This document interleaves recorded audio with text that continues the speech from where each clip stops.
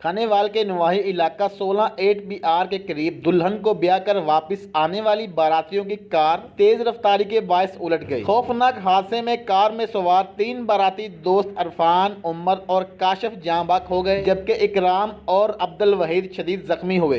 खौफनाक हादसे में कार बुरी तरह तबाह हो गई। रेस्क्यू 1122 और मकामी लोगों ने जख्मियों और जाँ बहक अफराद को THQ मुंतकिल कर दिया। इत्तला मिलने पर शादी वाले घर में मातम बरपा हो गया। हादसे का शिकार अफराद लोहेकीन रोते हुए THQ पहुंच गए। अफसोसनाक वाक़े पर हर आंख अश्कबार, जख्मियों को नश्तर अस्पताल रेफर कर दिया गया। गांव 16/8 के रहायशी मुबारक अली के बेटे उस्मान की बारात गांव 20/8 से दुल्हन को ब्याह कर वापस आ रही थी कि बारातियों की गाड़ी को हादसा हो गया।